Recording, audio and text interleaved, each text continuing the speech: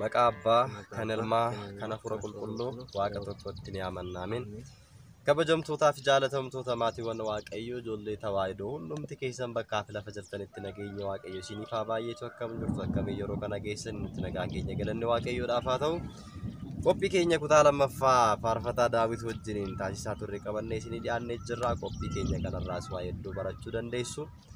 Qophii keenya kutaa lammaffaatiin eegaatii muudannoowwan jajjaboo obboleessa keenya faarfataa Daawit mudatan gara faarfannaatti erga dhufeetiin osoo hin dhufinis dursa wantoota baay'ee isin barsiisuu danda'a jedhee qabadhee isinii dhiyaadhee jira waan ta'eef iyyuu kallattiidhumaan gara qophii keenyaatti waliin darbinaa. Obboleessa keenya faarfataa Daawit baga nagaadhaan dhufte.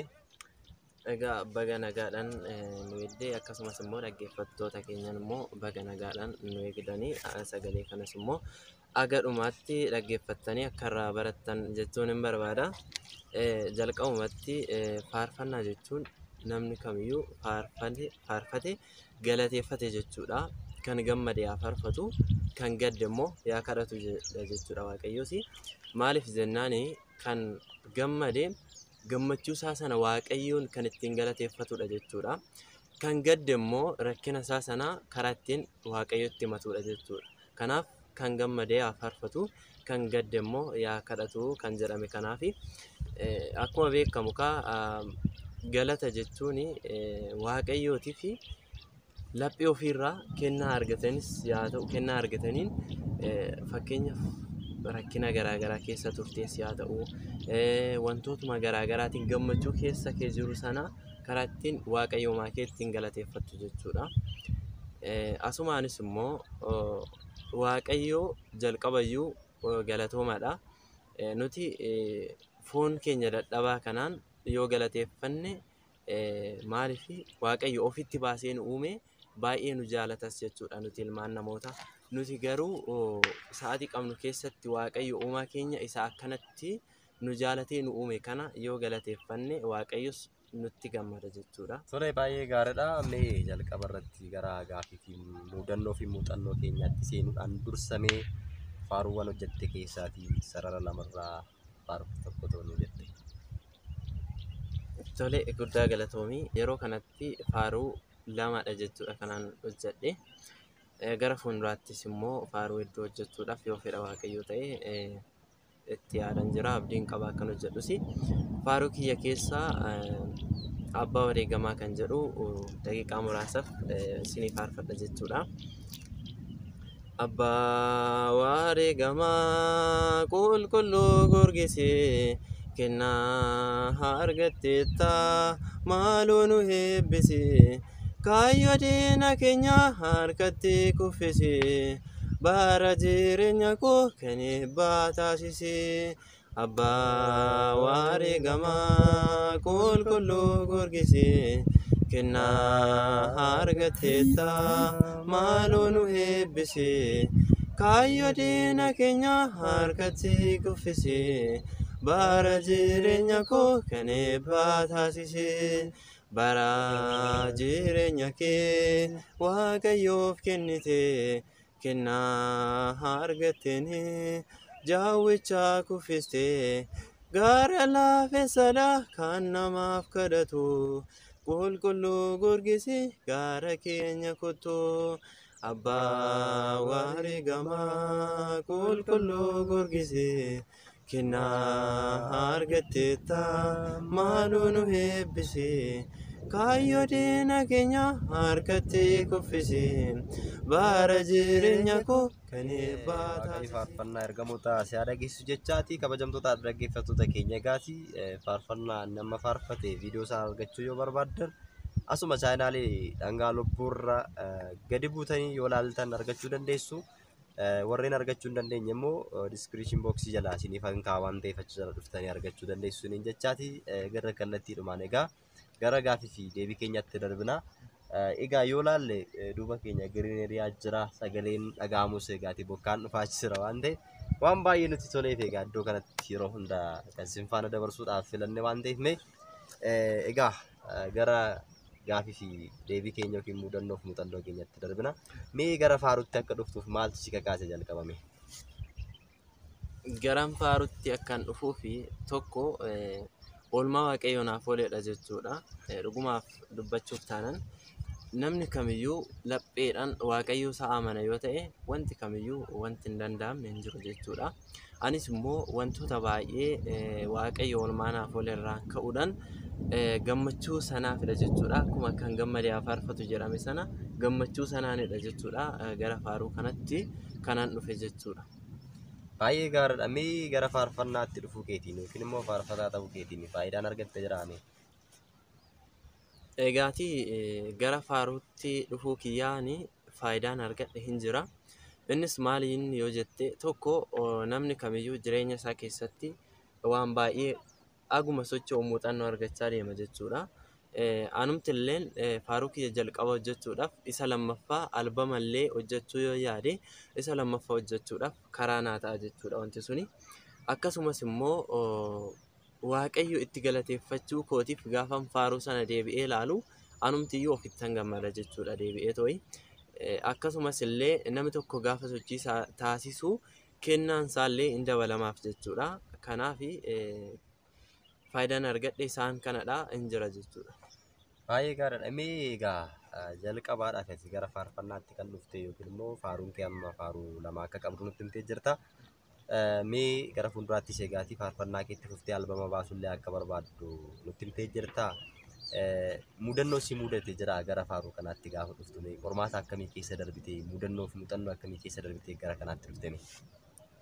Tole mudannoo jennaani mudannoo baay'een qabu garuu waan tokko na yaadachiifte. Sababni isaa faaruu kana yeroon barreessutti barreessee xumuree piraaktiisiisaa jechuudha. Sagaleen akkanaa bahuuf akkuma argaa jirtan caakkaa baay'ee namatti tolu kana asittan shaakalaa ture jechuudha. Sagaleen akkanaa bahuuf faarfachaan ture naannoo kana deeme.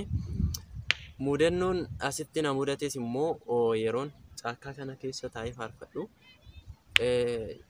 namicha tokkotu ture. Namichi kunis immoo yeroon ani faarfadhutti na laalaa ture ani garuu hin agarre jechuudha. Maaliif jennaani yeroo duuba kiyya ilaalu bukkee bitaa mirga kiyya mana amantaa narraa siqee jira jechuudha. Sababa ani caakkaa keessa taa'ee faarfadhuuf hin wallaale natti fakkaata namichi kuni. Amma yeroo laalu garuu naaf hin ibsine guyyaa sana baay'ee na laalaa tureetu isaan booda anis nan arge jechuudha. Natti deemetu maal gochaa turtee naan jennaani akkas nan hubachiise jechuudha yaadicha. Maaliif jennaani gaafii namatti ta'a waan ta'eef waan akkanaati jedhee hubachiifnan innis yaada qaburraa jajjabinas yaa ta'u naaf godhee haala sanaan na geggeesse. Tole gaafii yeroo isa argitu rifannee garuu ani yaa'u ergan faaruu kiyyaa fixee xumuradhee faarfadhee xumuradhee jedha kanan arge. Yeroon argutti inni garuu dura kana laalaa ture na hubachiisee ture. Ani garuu dura hin agarre jechuudha. Yeroon argutti garuu hin rifanne maaliif yoo jette yeroo kamittiyyuu taanan iddoo kamittiyyuu waa'ee amantaa kootiif hin gaddus hin sodaadhus hin shakkus ittiin qaana'us jechuudha. Iddoo kamittiyyuu magaalaa keessattis sii ta'a faarfachaa deeme yoo qaamni naan jedhu raate ittiin qaana'u jechuudha. Maaliif waaqayyumaa koo nan galateeffadha iddoo kamittiyyuu. Kanaaf uumaa hin rifanne jechuudha. Tole utuun gaafa si argeeti sila kaameraa si waraabin ture. Irraa deemuu natti himne waan dhuftu. Haa ta'u egaati mudannoowwan adda addaa jiraachuu danda'u. Keessumattuu fakkeenyaaf akka amantaa keenyatti yoo ilaalte namoonni baay'een amantaa isaaniitti kan qaana'an jiru. Fakkeenya mana nyaataa yoo deemtee otoo ilaalte amma nyaata eebbifatanii nyaachuudhaaf baay'ee kan itti ulfaatu callisanii kan nyaatan kan qaana'an jiru. Kanaaf garuu kana nama na beekaa ittillee yoo jedha Timootewos tokko sagalirraa kaasnee gaafa dubbisnu. Kanaafuu kan nama na beekaa ittiin qaana'udha. Kanaafuu amannee ergatee waan amannetti qaanuun nurra hin jiraatu. Waaqni keenyas waaqa nu qaanessu waaqattis qaanuuf nu miti waan ta'eef jechuudha. Baay'ee gaariidha. Mee fakkeenyaaf gama maallaqaatiin ta'uu danda'a. Karaa adda addaatiin ta'uu danda'a. Jalqabadha waan taateef yeroo sanatti mudannoon achi keessatti si mudate hin jiru. Bisaraa ta'e. Yaa ta'u mudannoo akkuma beekamu isa amma kaaseen alatti mudannoo addaa hin qabu ture. Gama maallaqaatiin akkuma carraa maallaqni jechuun wantoonni garaagaraa jechuun yeroo kamiyyuu gaafa iddoo tokko wanta tokko hojjechuuf karoorfattu wantoonni hanqina yookaaniif immoo gufuu sitti ta'an hin jiru. Sababni isaas immoo seerumadha. Gufuu ta'uun isaa sun maaliif yoo jette dachee kanarratti haala salphaatiin wanti kamiyyuu ta'uu hin danda'u. Sababni isaatii Yesuus Kiristoos biyya lafaa jechuun iddoo dhamaatii baay'ee qabu jechuudha. Kanaatii fi Addaam gannata keessatti uumamee yeroo ture gannata iddoo dhamaatii hin qabne sanaati balleessaa isaatiin gaafa biyya lafaatti darbatamu yaa Addaamii gannata keessatti uumamtee sababa dogoggorteef balleessaa keetiif ammarraa kaastee buutee baatee dafqitee dafqa keenyaattaa jedheen. Sila sanaatiif immoo namni kamiyyuu jechuun muudannoon yookaan immoo wanti kamiyyuu nama hanqachuusaa waanuma jirudha. Maallaqumti illee na hanqatee ture. Yeroo na hanqatee turetti namarraa itti liqeeffadhe. Fakkeenyaaf asumaanis immoo si galateeffachuu kanan barbaadu yeroon viidiyoo isaa hojjedhutti atumti illeen maallaqa sana guutee si kennu osoo hin taane naaf eeggattee turte jechuudha. Isa kanadha. Maallaqni na hanqatee ture. Muudannoon koo addaa hin jiru isuma kana. Tole baay'ee gaariidha. Mee faarfannaa hojjechuudhaaf immoo faaruu baasuudhaaf maaltu barbaachisa? Dhaggeeffattoonni keenya baay'ee isaanii faarfannaa baasuudhaaf hin barbaadu. Mee waan keessa darbite isaaniif qoodi. Tole kaa yaada kanarratti fakkeenyaaf namni tokko faarfataa ta'uudhaaf wantoota isa barbaachisu keessaa tokko laphee qulqulluu qabaachuudha. Akkasumas immoo oolmaa waaqayyo isaa ooletti gammaduudha. Oolmaa waaqayyo isaa oole hin beeku yoo ta'e faaruu sanayyuu barreessuudhaaf hin rakkisa beektaa.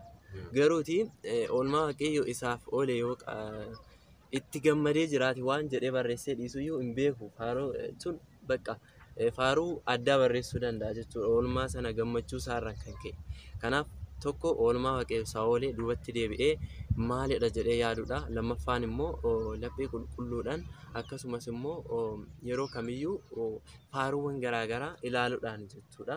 Ceesisa isaa bakka isaan kana. Mee asuma wal qabatee haala maallaqaatiin illee namoonni gaafatan jiru. Yeroo tokko immoo maaltu mudate seete fakkeenya faarfattoota haaraa gara faarfannaatti dhufan keessumattuu qormaanni hedduun isaan mudata jedhee yaadu maallaqa humnaa olii irraa fudhatamuu jira. Fakkeenyaaf poostara hojjechuudhaaf faaruu hojjechuudhaaf gaafa gara istiidiyootti geessan namni jalqaba gara istiidiyootti isaan geessu kun maallaqa adda addaa irraa fudhachuu jira. Walumaa galatti eegaatii haalli yeroos dabalumee faaruu tokko hojjechuudhaaf maallaqni hammamtu barbaachisa jettee yaadda? Mee hammam sitti fudhate yeroo ati hojjettee fi ammarra dhaabbattee gaafa laaltu giddu galeessummaadhaan maal sitti fakkaatan?